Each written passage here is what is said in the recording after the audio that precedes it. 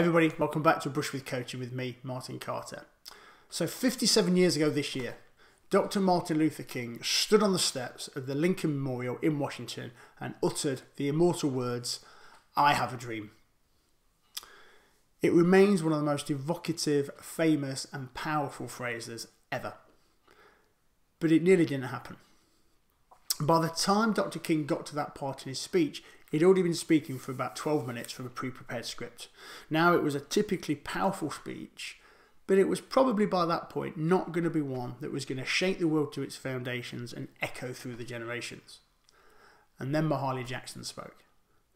At the time, Mahlia Jackson was one of the most famous and influential gospel singers, and she was a good friend of Martin Luther King's and often travelled as part of his entourage. And 12 minutes in, Martin Luther King pauses as a crowd applauds. And sitting behind him, Mahlia Jackson shouts out, "Tell him about the dream, Martin. Tell him about the dream."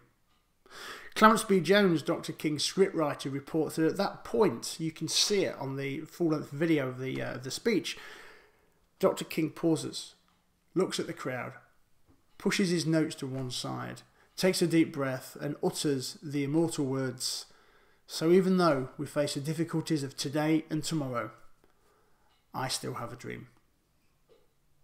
And for the next 5 minutes he speaks unscripted, never looking back down at his notes because the words weren't there.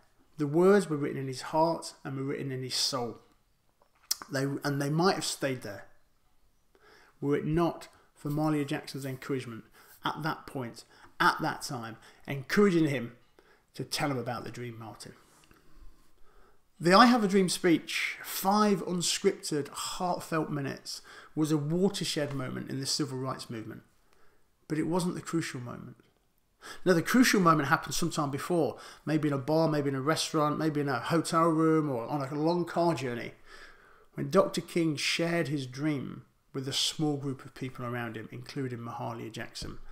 And it was Mahlia Jackson's encouragement, her affirmation, her belief in him and his dream that encouraged him and gave him the courage to share it in front of hundreds of thousands of people that day in Washington. What it encouraged him to do is swap his carefully prepared script for 615 heartfelt words. And it changed the world because it inspired others to dream and move them to action. Now, few of us will ever get the chance to speak in front of hundreds of thousands of people, but I believe we all have a dream. And that dream can change our world. But unless we take the risk of sharing it with somebody, that's all it's ever likely to be. So who needs to hear your dream? Who's going to give you the support, encouragement and belief to tell them about your dream? And how collectively do you use the dream to move to action, to change the world? And perhaps more importantly, whose dreams are you listening to, encouraging and enabling today?